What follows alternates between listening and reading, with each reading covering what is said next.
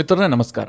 ಮಿತ್ರರೇ, ರಾಜ್ಯ ರಾಜಕಾರಣದ ಬಗ್ಗೆ ಈ ಹಿಂದಿನ ವಿಡಿಯೋಗಳಲ್ಲಿ ಮಾಹಿತಿ ಕೊಟ್ಟಿದ್ನಲ್ಲ, ಆ ಸಂದರ್ಭದಲ್ಲಿ ಕೆಲವರು ಒಂದು ಪ್ರಶ್ನೆ ಕೇಳಿದರು. ಹೌದು, ಡಿ ಕೆ ಶಿವಕುಮಾರ್ ಏನೋ ಮುಖ್ಯಮಂತ್ರಿ ಆಗ್ತಾ ಇದ್ದಾರೆ, ಆದರೆ ಡಿ ಕೆ ಶಿವಕುಮಾರ್ ಮೇಲಿದ್ದಂತಹ ಕೇಸ್ಗಳ ಕತೆ ಏನಾಯಿತು? ಯಾಕೆ ಅಂತಂದರೆ ಅವರು ಈ ಹಿಂದೆ ತಿಹಾರ್ ಜೈಲಿನಲ್ಲಿ 50 ದಿನಗಳ ಕಾಲ ಇದ್ದು ಬಂದಿದ್ರಲ್ಲ, ಆ ಕೇಸ್ಗಳೆಲ್ಲ ಮುಕ್ತಾಯ ಆದ್ವಾ? ಡಿ ಕೆ ಶಿವಕುಮಾರ್ ಪರಿಶುದ್ಧರಾಗಿ ಅಗ್ನಿ ಪರೀಕ್ಷೆಯನ್ನು ಎದುರಿಸಿ ಹೊರಗೆ ಬಂದಿದ್ದಾರಾ? ಅಥವಾ CM ಆದ ಬಳಿಕ ಇನ್ಯಾವತ್ತಾದರೂ ಜೈಲಿಗೆ ಹೋಗುವಂಥ ಸಾಧ್ಯತೆಗಳಿದಾವ? ಇದು ಅನೇಕರ ಪ್ರಶ್ನೆಯಾಗಿತ್ತು.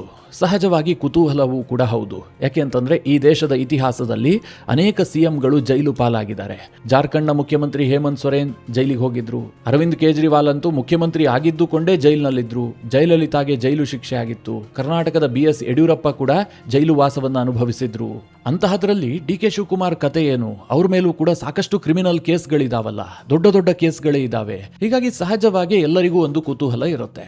ಮಿತ್ರರೇ, ಈ ವಿಡಿಯೋದಲ್ಲಿ ಆ ಬಗ್ಗೆ ಡೀಟೇಲ್ ಆಗಿ ಮಾಹಿತಿ ಕೊಡ್ತೀನಿ. ಡಿ ಕೆ ಶಿವಕುಮಾರ್ ಅವರ ಕೇಸ್ಗಳ ಕತೆ ಏನಾಗಿದೆ? ಮುಂದೆ ಯಾವತ್ತಾದರೂ ಡಿ ಕೆ ಶಿವಕುಮಾರ್ ಅವರಿಗೆ ED, IT ಅಥವಾ CBI ಇದರ ಸಂಕಷ್ಟ ಏನಾದರೂ ಎದುರಾಗುತ್ತಾ? ಇದರ ಬಗ್ಗೆ ಈ ವಿಡಿಯೋದಲ್ಲಿ ನಿಮಗೆ ಡೀಟೇಲ್ ಆಗಿ ಮಾಹಿತಿ ಕೊಡ್ತೀನಿ. ನೀವು ಈ ವಿಡಿಯೋನ ಕೊನೆವರೆಗೂ ಮಿಸ್ ಮಾಡದೆ ನೋಡಿ. ಮೊದಲಿಗೆ ಮಿತ್ರರೇ, ಡಿ ಕೆ ಶಿವಕುಮಾರ್ ಅವರ ರಾಜಕೀಯ ಹಿನ್ನೆಲೆಯ ಬಗ್ಗೆ ಹೇಳ್ತೀನಿ. ನಾನು ಕೇವಲ ಕೇಸ್ನ ಬಗ್ಗೆ ಹೇಳಿದ್ರೆ ಅವರ ಪೊಲಿಟಿಕಲ್ ಕೆರಿಯರ್ ನಿಮಗೆ ಅಷ್ಟು ಚೆನ್ನಾಗಿ ಅರ್ಥ ಆಗ್ಲಿಕ್ಕಿಲ್ಲ. ಅದಕ್ಕೋಸ್ಕರವಾಗಿ ಹೇಗೆ ಶುರುವಾಯಿತು ಅವರ ರಾಜಕೀಯ ಜೀವನ, ಅಲ್ಲಿಂದಲೇ ಶುರು ಮಾಡ್ತೀನಿ. ಡಿ ಕೆ ಶಿವಕುಮಾರ್ ಅವರ ರಾಜಕೀಯ ಬದುಕಿಗೆ ಸರಿಸುಮಾರು 40 ವರ್ಷಗಳ ಇತಿಹಾಸ ಇದೆ. ಡಿ ಕೆ ಶಿವಕುಮಾರ್ ಹುಟ್ಟಿದ್ದು ಮೇ 15, 1962ರಲ್ಲಿ ಕನಕಪುರದ ದೊಡ್ಡ ಆಲಹಳ್ಳಿ ಅವರ ಹುಟ್ಟೂರು. ಅವರ ತಂದೆ ಕೆಂಪೇಗೌಡರು, ತಾಯಿ ಗೌರಮ್ಮ. ಸಾಮಾನ್ಯ ಕುಟುಂಬದಲ್ಲೇ ಹುಟ್ಟಿದಂತಹ DKಶಿ ನಂತರ ಬೆಂಗಳೂರಿನ RC ಕಾಲೇಜ್ನಲ್ಲಿ ವಿದ್ಯಾಭ್ಯಾಸ ಮಾಡ್ತಾರೆ. ಕಾಲೇಜ್ನಲ್ಲಿದ್ದಂತಹ ಸಂದರ್ಭದಲ್ಲೇ ಸ್ಟೂಡೆಂಟ್ ಲೀಡರ್ ಆಗಿ ಗುರುತಿಸಿಕೊಂಡಿರ್ತಾರೆ. ರಾಜಕೀಯ ನಾಯಕತ್ವದ ಬಗ್ಗೆ ಬಹಳ ಮಹತ್ವಾಕಾಂಕ್ಷೆ ಇರುತ್ತೆ. ಆದರೆ ಈ ನಡುವೆ ಡಿ ಕೆ ಶಿವಕುಮಾರ್ ಸ್ವಲ್ಪ ಕೊತ್ವಾಲನ ಸಂಪರ್ಕಕ್ಕೂ ಕೂಡ ಬರ್ತಾರೆ. ಕೊತ್ವಾಲ ಯಾರು ಅಂತ ನಿಮಗೆಲ್ಲ ಗೊತ್ತು. ಕೊತ್ವಾಲ್ ರಾಮಚಂದ್ರ ಒಂದು ಕಾಲದಲ್ಲಿ ಭೂಗತ ಜಗತ್ತನ್ನು ಆಳಿದಂತಹ ಕುಖ್ಯಾತ ವ್ಯಕ್ತಿ, ಬಹಳ ನಟೋರಿಯಸ್ ರೌಡಿ. DK ಆರಂಭದಲ್ಲಿ ಸ್ವಲ್ಪ ಟೈಮ್ ಕೊತ್ವಾಲನ ಸಂಪರ್ಕದಲ್ಲಿರ್ತಾರೆ. ಹೀಗಾಗಿ ಇವತ್ತಿಗೂ ಕೂಡ DKಗೆ ಆ ಕರಿನೆರಳು ಇದ್ದೇ ಇದೆ. BJPಯವರು ಅನೇಕ ಬಾರಿ ಅದನ್ನು ಟೀಕಿಸ್ತಾರೆ, ಕೊತ್ವಾಲನ ಶಿಷ್ಯ ಅಂತ. DKಶಿ ಅದನ್ನು ಹೇಳ್ಕೊಳ್ಳೋದಕ್ಕೆ ತುಂಬಾ ಏನು ಮುಜುಗರ ಪಟ್ಟಿಲ್ಲ. ಹೌದು, ಒಂದು ಸಂದರ್ಭದಲ್ಲಿ ನಾನು ಕೊತ್ವಾಲನ ಸಂಪರ್ಕದಲ್ಲಿ ಇದ್ದಿದ್ದು ನಿಜ ಅಂತ ಅವರು ಒಪ್ಕೊಂಡಿದ್ದಾರೆ ಕೂಡ. ಆದರೆ ಡಿ ಕೆ ಶಿವಕುಮಾರ್ ಅವರ ಬದುಕು ಬದಲಾಗಿದ್ದು 1985ರಲ್ಲಿ. ಆಗ ಅವರಿಗಿನ್ನೂ ಕೇವಲ 23 ವರ್ಷ. 1985ರಲ್ಲಿ ರಾಜ್ಯ ವಿಧಾನಸಭಾ ಚುನಾವಣೆ ಬರುತ್ತೆ. ಆಗ ಡಿ ಕೆ ಶಿವಕುಮಾರ್ಗೆ ಸಾತ್ನೂರಿಂದ ಕಾಂಗ್ರೆಸ್ ಟಿಕೆಟ್ ಸಿಗುತ್ತೆ. ಆದರೆ ಆ ಚುನಾವಣೆಯಲ್ಲಿ DKಶಿ ಅವರಿಗೆ ಗೆಲುವು ಸಿಗೋದಿಲ್ಲ. ಕಾರಣ ಏನು ಕೇಳಿದ್ರೆ, ಅವರು ಸ್ಪರ್ಧೆ ಮಾಡಿದ್ದು HD ದೇವೇಗೌಡ ವಿರುದ್ಧ. ಆ ಚುನಾವಣೆಯಲ್ಲಿ ಡಿ ಕೆ ಶಿವಕುಮಾರ್ ಸರಿಸುಮಾರು 15,000 ಮತಗಳ ಅಂತರದಿಂದ ಸೋಲು ಕಾಣ್ತಾರೆ. ಆದರೆ 1989ರಲ್ಲಿ ಕಾಂಗ್ರೆಸ್ ಪಕ್ಷ ಮತ್ತೆ ಡಿ ಕೆ ಶಿವಕುಮಾರ್ಗೆ ಟಿಕೆಟ್ ಕೊಡುತ್ತೆ. ಆಗ ಸಾತ್ನೂರಲ್ಲಿ HDD ಅಭ್ಯರ್ಥಿ ಆಗಿರೋದಿಲ್ಲ. ಹೀಗಾಗಿ ಡಿ ಕೆ ಶಿವಕುಮಾರ್ ಅವರು ಈಸಿಯಾಗಿ ಸಾತ್ನೂರಲ್ಲಿ ಗೆದ್ದು ಬರ್ತಾರೆ.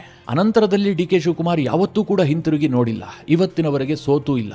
1999ರಲ್ಲಿ ಡಿ ಕೆ ಶಿವಕುಮಾರ್ ಅವರನ್ನು ಸೋಲಿಸಬೇಕು ಅಂತ HD ದೇವೇಗೌಡ ಒಂದು ಪ್ಲಾನ್ ಮಾಡ್ತಾರೆ. ಸಾತ್ನೂರಿಂದ ತನ್ನ ಮಗನಾದಂತಹ ಕುಮಾರಸ್ವಾಮಿ ಅವರನ್ನು ನಿಲ್ಲಿಸ್ತಾರೆ. ಆದರೆ ಕುಮಾರಸ್ವಾಮಿ ಗೆಲ್ಲೋದಕ್ಕೆ ಸಾಧ್ಯ ಆಗೋದಿಲ್ಲ. ಡಿ ಕೆ ಶಿವಕುಮಾರ್ ಕುಮಾರಸ್ವಾಮಿಯನ್ನ ಕೂಡ ಸೋಲಿಸ್ತಾರೆ. ಹಾಗೆ ನೋಡೋಕೆ ಹೋದ್ರೆ ಡಿ ಕೆ ಶಿವಕುಮಾರ್ ರಾಜಕೀಯವಾಗಿ ತುಂಬಾ ಅದೃಷ್ಟಶಾಲಿ. ಯಾಕೆ ಅಂತಂದ್ರೆ ಅವರು ಮೊದಲ ಬಾರಿಗೆ MLA ಆಗ್ತಾರಲ್ಲ 1989ರಲ್ಲಿ. ಆಗ ಡಿ ಕೆ ಶಿವಕುಮಾರ್ಗೆ ಕೇವಲ 28 ವರ್ಷ. ಅದೇ ಅವಧಿಯಲ್ಲಿ ಅವರು ಮಂತ್ರಿ ಕೂಡ ಆಗ್ತಾರೆ. 1990ರಲ್ಲಿ ಬಂಗಾರಪ್ಪನವರ ಸರ್ಕಾರ ಬರುತ್ತೆ. ಬಂಗಾರಪ್ಪ ಡಿ ಕೆ ಶಿವಕುಮಾರ್ ಅವರನ್ನ ಬಂದಿಖಾನೆ ಮಿನಿಸ್ಟರ್ ಮಾಡ್ತಾರೆ.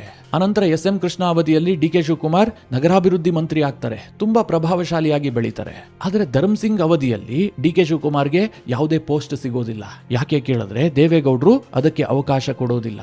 ಇದರ ನಡುವೆ D K Shivakumar trouble shooter ಅಂತ ಕಾಂಗ್ರೆಸ್ನಲ್ಲಿ ಗುರುತಿಸಿಕೊಳ್ಳೋದಕ್ಕೆ ಶುರು ಮಾಡ್ತಾರೆ. ಕೇಂದ್ರದ ಕಾಂಗ್ರೆಸ್ ನಾಯಕರಿಗೆ ಏನೇ ಸಮಸ್ಯೆ ಆದರೂ ಕೂಡ ಡಿ ಕೆ ಶಿವಕುಮಾರ್ ಹೆಗಲಿಗೆ ಅದನ್ನು ವಹಿಸ್ತಾ ಇದ್ರು. ಡಿ ಕೆ ಶಿವಕುಮಾರ್ ಅದನ್ನು ಯಶಸ್ವಿಯಾಗಿ ನಿಭಾಯಿಸ್ತಾ ಇದ್ರು. ಒಳ್ಳೆಯ ಸಂಘಟಕ ಅಂತ ಹೆಸರು ಮಾಡ್ತಾರೆ. ಹೀಗಾಗಿ ಡಿ ಕೆ ಶಿವಕುಮಾರ್ ನೆಹರು ಗಾಂಧಿ ಪರಿವಾರಕ್ಕೆ ತುಂಬಾ ಹತ್ತಿರ ಆಗ್ತಾರೆ. ಆದರೆ ಸಿದ್ದರಾಮಯ್ಯನವರು ರಾಜ್ಯ ಕಾಂಗ್ರೆಸ್ಗೆ ಎಂಟ್ರಿ ಆಗ್ತಾರಲ್ಲ, ಇದು ಡಿ ಕೆ ಶಿವಕುಮಾರ್ಗೆ ಸ್ವಲ್ಪ ಹಿನ್ನಡೆಯನ್ನ ಮಾಡುತ್ತೆ. ಸಿದ್ದರಾಮಯ್ಯನವರಿಂದ ಖರ್ಗೆ ಮಾತ್ರ ಹಿನ್ನಡೆಯನ್ನ ಅನುಭವಿಸಿದ್ದಲ್ಲ, ಡಿ ಕೆ ಶಿವಕುಮಾರ್ಗೂ ಕೂಡ ಹಿನ್ನಡೆ ಆಗಿತ್ತು. ಯಾಕೆ ಅಂತಂದ್ರೆ 2013ರಲ್ಲಿ ಸಿದ್ದರಾಮಯ್ಯನವರು ಮೊದಲ ಬಾರಿಗೆ ಮುಖ್ಯಮಂತ್ರಿ ಆಗ್ತಾರಲ್ಲ, ಆರಂಭದಲ್ಲಿ ಕ್ಯಾಬಿನೆಟ್ ರಚನೆ ಆದಂತಹ ಸಂದರ್ಭದಲ್ಲಿ ಡಿ ಕೆ ಶಿವಕುಮಾರ್ಗೆ ಅವಕಾಶವೇ ಸಿಕ್ಕಿರೋದಿಲ್ಲ. ಆಗ ಅದು ದೊಡ್ಡ ಸುದ್ದಿ. ಸಿದ್ದರಾಮಯ್ಯನವರು ಮುಖ್ಯಮಂತ್ರಿ ಆಗ್ತಿದ್ದ ಹಾಗೆ ಈ ಎಲ್ಲ ಬುದ್ಧಿಜೀವಿಗಳನ್ನೆಲ್ಲ ಭೇಟಿ ಆಗ್ತಾರೆ. ಆ ಎಲ್ಲ ಬುದ್ಧಿಜೀವಿಗಳು ಸಿದ್ದರಾಮಯ್ಯನ ಮೇಲೆ ಒತ್ತಡ ತರ್ತಾರೆ. ಯಾವುದೇ ಕಾರಣಕ್ಕೂ ಕೂಡ ಭ್ರಷ್ಟಾಚಾರದ ಆರೋಪವನ್ನು ಎದುರಿಸ್ತಾ ಇರುವಂತಹ ಡಿ ಕೆ ಶಿವಕುಮಾರ್ ಅವರನ್ನ ಕ್ಯಾಬಿನೆಟ್ಗೆ ಸೇರಿಸ್ಕೊಳ್ಬಾರ್ದು ಅಂತ. ಹೀಗಾಗಿ ಡಿ ಕೆ ಶಿವಕುಮಾರ್ ಒಂದು 6-8 ತಿಂಗಳು ಕ್ಯಾಬಿನೆಟ್ನಿಂದ ಹೊರಗಿರ್ತಾರೆ. ಅನಂತರದಲ್ಲಿ ಡಿ ಕೆ ಶಿವಕುಮಾರ್ ಸೋನಿಯಾ ಗಾಂಧಿ ಅವರನ್ನ ಭೇಟಿ ಆಗ್ತಾರೆ, ಸಾಕಷ್ಟು ಒತ್ತಡವನ್ನು ಹೇರ್ತಾರೆ. ಅಂತಿಮವಾಗಿ ಸಿದ್ದರಾಮಯ್ಯನವರ ಸರ್ಕಾರದಲ್ಲಿ ಪವರ್ ಮಿನಿಸ್ಟರ್ ಆಗ್ತಾರೆ. ಅದಾದ ಬಳಿಕ 2018ರಲ್ಲಿ ಅಸ್ತಿತ್ವಕ್ಕೆ ಬಂದಂತಹ ಕುಮಾರಸ್ವಾಮಿ ಸರ್ಕಾರದಲ್ಲೂ ಕೂಡ ಅವರು ಜಲಸಂಪನ್ಮೂಲ ಸಚಿವರಾಗ್ತಾರೆ. ಹೀಗೆ ತುಂಬಾ ಪ್ರಭಾವಿ ಖಾತೆಗಳೇ ಡಿ ಕೆ ಶಿವಕುಮಾರ್ ಅವರಿಗೆ ಸಿಕ್ಕಿರುತ್ತೆ. ಆದ್ರೆ ಡಿ ಕೆ ಶಿವಕುಮಾರ್ ಅವರಿಗೆ ರಿಯಲ್ ಸಂಕಷ್ಟ ಶುರುವಾಗಿದ್ದು 2017ರಲ್ಲಿ. 2017ರಲ್ಲಿ ಡಿ ಕೆ ಶಿವಕುಮಾರ್ ಮೇಲೆ ಇಡಿ ರೈಡ್ ಆಗುತ್ತೆ. ಬರೋಬ್ಬರಿ 60 ಕಡೆಗಳಲ್ಲಿ ನಡೆದಂತಹ ದಾಳಿ ಅದು. ಡಿಕೆಶಿ ಮೇಲೆ ಅಕ್ರಮ ಆಸ್ತಿ ಸಂಪಾದನೆ, ಅಕ್ರಮವಾಗಿ ಹಣ ವರ್ಗಾವಣೆ, ಈ ಎಲ್ಲ ಕೇಸ್ಗಳು ಕೂಡ ದಾಖಲಾಗತ್ತೆ. ಈ ಇಡಿ ಮತ್ತು ಐಟಿ ರೈಡ್ಗೆ ಡಿಕೆಶಿ ಏನ್ ಕಾರಣ ಕೊಡ್ತಾರೆ ಅಂತಂದ್ರೆ 2017ರಲ್ಲಿ ಗುಜರಾತ್ನ ರಾಜ್ಯಸಭಾ ಚುನಾವಣೆ ನಡೀತಾ ಇರುತ್ತೆ. ಆ ಸಂದರ್ಭದಲ್ಲಿ ಅಹಮದ್ ಪಟೇಲ್ರನ್ನ, ಅಂದ್ರೆ ಸೋನಿಯಾ ಗಾಂಧಿ ಅವರ ರೈಟ್ ಹ್ಯಾಂಡ್ ಆಗಿದ್ದಂತಹ ಅಹಮದ್ ಪಟೇಲ್ರನ್ನ ಕಾಂಗ್ರೆಸ್ ತನ್ನ ಅಭ್ಯರ್ಥಿಯಾಗಿ ಘೋಷಣೆ ಮಾಡಿರುತ್ತೆ. ಕಾಂಗ್ರೆಸ್ಗೆ ಆ ಚುನಾವಣೆಯನ್ನ ಗೆಲ್ಲಲೇಬೇಕಾದಂತಹ ಅನಿವಾರ್ಯತೆ ಇತ್ತು. ಯಾಕೆ ಅಂತಂದ್ರೆ ಅಹಮದ್ ಪಟೇಲ್ ಸೋನಿಯಾ ಗಾಂಧಿ ಅವರ ಅತ್ಯಾಪ್ತ, ಕಾಂಗ್ರೆಸ್ನಲ್ಲಿ ಬಹಳ ಪ್ರಭಾವಶಾಲಿಯಾಗಿದ್ದಂತಹ ವ್ಯಕ್ತಿ. ಆದ್ರೆ ಗುಜರಾತ್ ರಾಜ್ಯ ಮತ್ತು ಕೇಂದ್ರದಲ್ಲಿ ಬಿಜೆಪಿ ಅಧಿಕಾರದಲ್ಲಿತ್ತಲ್ಲ, ಕಾಂಗ್ರೆಸ್ಗೆ ಆಪರೇಷನ್ ಮಾಡಬಹುದು, ಕಾಂಗ್ರೆಸ್ನ ಎಂಎಲ್ಎಗಳು ಕ್ರಾಸ್ ವೋಟಿಂಗ್ ಮಾಡಬಹುದು ಅನ್ನುವಂತಹ ಭೀತಿ ಶುರುವಾಗಿರುತ್ತೆ. ಹೀಗಾಗಿ ಕಾಂಗ್ರೆಸ್ನ 40 ಜನ ಶಾಸಕರನ್ನ ಡಿ ಕೆ ಶಿವಕುಮಾರ್ ಬೆಂಗಳೂರಿಗೆ ಕರೆ ತಂದಿರ್ತಾರೆ. ಈಗಲ್ಟನ್ ರೆಸಾರ್ಟ್ ನಲ್ಲಿ ಅವರನ್ನ ಕಾಯ್ತಾ ಇರ್ತಾರೆ. ನಂತರದಲ್ಲಿ ರಾಜ್ಯಸಭಾ ಚುನಾವಣೆ ಆಗುತ್ತೆ. ಅಹಮದ್ ಪಟೇಲ್ ಗೆಲ್ತಾರೆ. ಕ್ರಾಸ್ ವೋಟಿಂಗ್ ಎಲ್ಲ ಆಗೋದಿಲ್ಲ. ಹೀಗಾಗಿ ಅಮಿತ್ ಶಾ ಅವರ ಕಣ್ಣು ಡಿಕೆಶಿ ಅವರ ಮೇಲೆ ಬಿತ್ತು. ಇದೇ ಕಾರಣದಿಂದ ನನ್ನ ಮೇಲೆ ಇಡಿ ಮತ್ತು ಐಟಿ ರೈಡ್ ಆಯಿತು ಅಂತ ಡಿ ಕೆ ಶಿವಕುಮಾರ್ ವಾದ ಮಾಡ್ತಾರೆ. ಅದೇನೇ ಇರಬಹುದು ಮಿತ್ರರೇ, ಜನಾರ್ದನ್ ರೆಡ್ಡಿ ಕೂಡ ಅದನ್ನೇ ಹೇಳ್ತಾ ಇರಲಿಲ್ವಾ, ನಾನು ಬಿಜೆಪಿ ಪರವಾಗಿ ಕೆಲಸ ಮಾಡಿದೆ, ಸುಷ್ಮಾ ಸ್ವರಾಜ್ರನ್ನ ಪ್ರಧಾನಮಂತ್ರಿ ಮಾಡೋದು ಹೊರಟಿದ್ದೆ, ಹೀಗಾಗಿ ನನ್ನ ಮೇಲೆ ಕೇಸ್ ಹಾಕಿದ್ರು ಅಂತ. ಯಾರೂ ಕೂಡ ನಾನು ಅಕ್ರಮ ಮಾಡಿದ್ದೀನಿ, ಹಣವನ್ನ ಅಕ್ರಮವಾಗಿ ಗಳಿಸಿದ್ದೀನಿ ಅಂತ ಒಪ್ಕೊಳ್ಳೋದಿಲ್ಲ. ಎಲ್ಲವೂ ಕೂಡ ರಾಜಕೀಯ ಪ್ರೇರಿತವಾಗಿ ನಡೆಯುತ್ತೆ ಅಂತ ಹೇಳ್ತಾರೆ. ಆದರೆ ಡಿ ಕೆ ಶಿವಕುಮಾರ್ಗೆ ಈ ಇಡಿ ಕೇಸ್ಗಳಿದ್ವಲ್ಲ, ಇದು ಸ್ವಲ್ಪ ಮುಳುವಾಗತ್ತೆ. ಸೆಪ್ಟೆಂಬರ್ 3, 2019ರಂದು ಇಡಿ ಡೈರೆಕ್ಟ್ ಆಗಿ ಡಿ ಕೆ ಅವರನ್ನ ಅರೆಸ್ಟ್ ಮಾಡುತ್ತೆ. ಅಕ್ರಮ ಹಣ ವರ್ಗಾವಣೆ ಕೇಸ್ನಲ್ಲಿ ಅವರ ಬಂಧನ ಆಗಿರುತ್ತೆ. ಅನಂತರದಲ್ಲಿ ಡಿ ಕೆ ಶಿವಕುಮಾರ್ 50 ದಿನಗಳ ಕಾಲ ದೆಹಲಿಯ ತಿಹಾರ್ ಜೈಲಿನಲ್ಲಿ ಕಾಲ ಕಳಿಬೇಕಾಗಿ ಬಂತು. ಡಿಕೆಶಿಗೆ ಸುಲಭವಾಗಿ ಬೇಲ್ ಕೂಡ ಸಿಗೋದಿಲ್ಲ. ಬಹುತೇಕರು ಏನ್ ಅಂದುಕೊಂಡಿದ್ರು ಅಂತಂದ್ರೆ ಡಿಕೆಶಿ ಅವರ ರಾಜಕೀಯವೇ ಮುಕ್ತಾಯ ಆಯಿತು, ಇನ್ನು ಅವರು ರಾಜ್ಯದಲ್ಲಿ ಏನೋ ದೊಡ್ಡ ಹುದ್ದೆಯನ್ನ ಅಲಂಕರಿಸೋದಿಲ್ಲ ಅಂತ. ಆದ್ರೆ ಡಿ ಕೆ ಶಿವಕುಮಾರ್ 50 ದಿನಗಳ ಬಳಿಕ ಬಿಡುಗಡೆ ಆಗ್ತಾರೆ. ಅದನ್ನು ಸವಾಲಾಗಿ ತೆಗೆದುಕೊಳ್ತಾರೆ. ಬೆಂಗಳೂರಿನಲ್ಲಿ ಅವರಿಗೆ ಭವ್ಯವಾದಂತಹ ಸ್ವಾಗತ ಆಗತ್ತೆ. ಮಿತ್ರರೇ, ನಾನೊಬ್ಬ ಪತ್ರಕರ್ತನಾಗಿ ಅವತ್ತು ಏರ್ಪೋರ್ಟ್ ಬಳಿಗೆ ನಾನು ಹೋಗಿದ್ದೆ. ಒಬ್ಬ ಜೈಲಿನಿಂದ ಬಂದಂತಹ ವ್ಯಕ್ತಿಗೆ ಆ ರೀತಿಯಾದಂತಹ ಅದ್ದೂರಿ ಸ್ವಾಗತವನ್ನ ನಾನು ಹಿಂದೆಂದೂ ನೋಡಿರಲಿಲ್ಲ. ಕ್ರೇನ್ಗಳಲ್ಲಿ ಸೇಬಿನ ಹಾರವನ್ನ ತರಲಾಗಿತ್ತು, ಜೆಸಿಬಿಗಳಲ್ಲಿ ಹೂ ಮಳೆಗರೆಯಲಾಯಿತು. ಗೊತ್ತಿಲ್ಲ, ಆಪರೇಷನ್ ಸಿಂಧೂರವನ್ನ ಗೆದ್ದಂತಹ ನಮ್ಮ ಸೈನಿಕರಿಗೂ ಕೂಡ ಈ ದೇಶದಲ್ಲಿ ಅಂತಹ ಸ್ವಾಗತ ಸಿಕ್ಕಿರ್ಲಿಕ್ಕಿಲ್ವೇನೋ. ಅಂತಹ ಸ್ವಾಗತ ಡಿ ಕೆ ಶಿವಕುಮಾರ್ಗೆ ಸಿಗುತ್ತೆ. ಆ ರೀತಿಯಾಗಿ ಅದನ್ನ ಆರ್ಗನೈಸ್ ಮಾಡಲಾಗಿತ್ತು.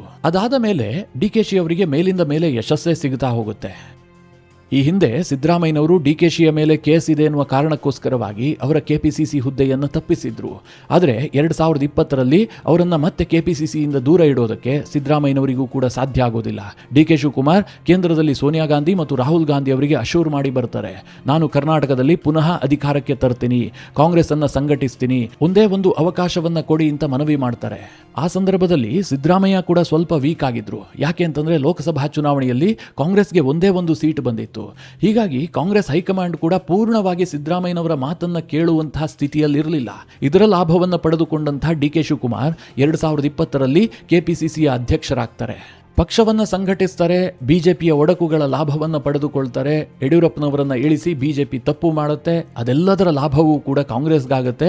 ಹೀಗಾಗಿ 2023ರಲ್ಲಿ ಕಾಂಗ್ರೆಸ್ ಅಧಿಕಾರಕ್ಕೆ ಬರುತ್ತೆ. ಆದರೆ ಅಧಿಕಾರಕ್ಕೆ ಬಂದರೂ ಕೂಡ ಡಿ ಕೆ ಶಿವಕುಮಾರ್ ಮುಖ್ಯಮಂತ್ರಿ ಆಗೋದಕ್ಕೆ ಸಾಧ್ಯ ಆಗೋದಿಲ್ಲ. ಯಾಕೆ ಅಂತಂದ್ರೆ ಸಿದ್ದರಾಮಯ್ಯನವರು ಇರ್ತಾರೆ. ಸಿದ್ದರಾಮಯ್ಯನವರು ಅಹಿಂದ ನಾಯಕ ಅನ್ನುವ ಕಾರಣಕ್ಕೋಸ್ಕರವಾಗಿ ಕಾಂಗ್ರೆಸ್ ಸಿದ್ದರಾಮಯ್ಯನವರಿಗೆ ಸೀನಿಯಾರಿಟಿ ಅಡಿಯಲ್ಲಿ ಮಣೆ ಹಾಕುತ್ತೆ. ಆಗ ಅಧಿಕಾರ ಹಸ್ತಾಂತರದ ಒಪ್ಪಂದ ಕೂಡ ಆಗಿತ್ತು. ಅದೇ ಆಧಾರದಲ್ಲಿ ಇವತ್ತು ಡಿ ಕೆ ಶಿವಕುಮಾರ್ ಮುಖ್ಯಮಂತ್ರಿ ಆಗ್ತಾ ಇದ್ದಾರೆ. ಇದರ ನಡುವೆ ಎಲ್ಲರಿಗೂ ಕಾಡ್ತಾ ಇರುವ ಪ್ರಶ್ನೆ ಏನು ಕೇಳಿದ್ರೆ, ಡಿ ಕೆ ಶಿವಕುಮಾರ್ ಮೇಲಿದ್ದಂತಹ ಕೇಸ್ಗಳೇನಾದ್ವು? ಡಿಕೆಶಿ ಈಗ ಕಳಂಕ ಮುಕ್ತರಾಗಿದ್ದಾರಾ? ಇನ್ಯಾವತ್ತೂ ಕೂಡ ಜೈಲು ವಾಸವನ್ನು ಅನುಭವಿಸುವಂತಹ ಅನಿವಾರ್ಯತೆ ಡಿ ಕೆ ಶಿವಕುಮಾರ್ಗೆ ಸೃಷ್ಟಿ ಆಗೋದಿಲ್ವಾ? ಈ ಪ್ರಶ್ನೆಗಳು ಕಾಡುತ್ತೆ ಅಲ್ವಾ ಮಿತ್ರರೇ. ಈ ನಡುವೆ ಡಿ ಕೆ ಶಿವಕುಮಾರ್ ಅವರಿಗೆ ಕೇಸ್ಗಳ ವಿಚಾರದಲ್ಲೂ ಕೂಡ ದೊಡ್ಡ ದೊಡ್ಡ ರಿಲೀಫ್ಗಳೇ ಸಿಕ್ಕಿದೆ.